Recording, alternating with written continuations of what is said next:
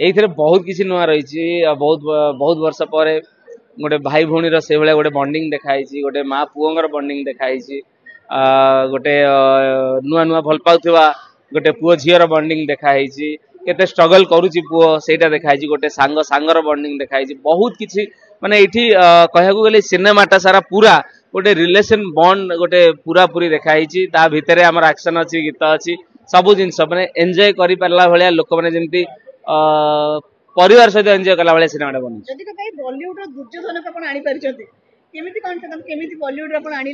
प्रथम कथा सी मैनेजर जिते सार मैनेजर जिते डायरेक्टर पूछे कथा होते सर मैनेजर जिते कथा है सर सी प्रथम कहले मैं पहले सर को पूछूंगा ये ओडिया इंडस्ट्री के लिए काम करेंगे या नहीं उसके बाद मैं आपको आंसर दे पाऊंगा। तो जब तब जो पचारि मैनेजर कहवा अनुसार सर कहले जे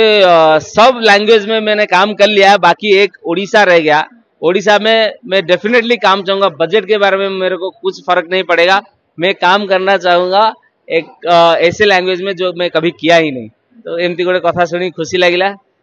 सार संगे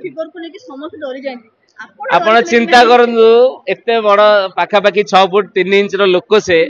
एते बहुत बड़ फिजिक रो लोक से मु तांग संगे फाइट करथुवी माने मते कोन फील होतबो तथापि से एते सुंदर भाव रे मैनेज करथुले सब फाइट सीक्वेंस गुडा को सेति में तांको पर्सनली धन्यवाद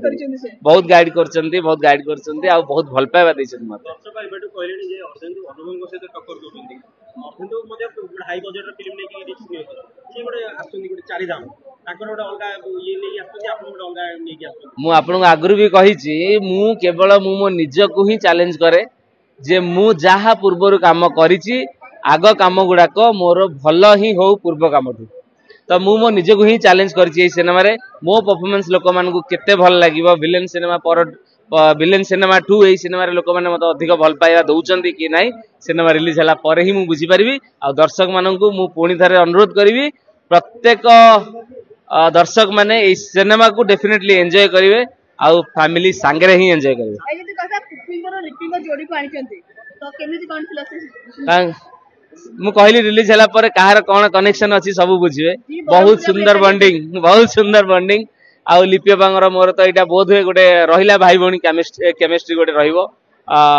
मु तो सब बेले दीदी नंबर 1 से ओडिसा रो मु कहली जाहु लिपिया बा आपण ओडिसा रो दीदी नंबर 1 किंतु ए सिनेमा रे मोर दीदी हेचंती तो सेति पे मु वर्तमान भाई number 1 हेजबी thank you Berhampuri language बाहर कि नहीं ना से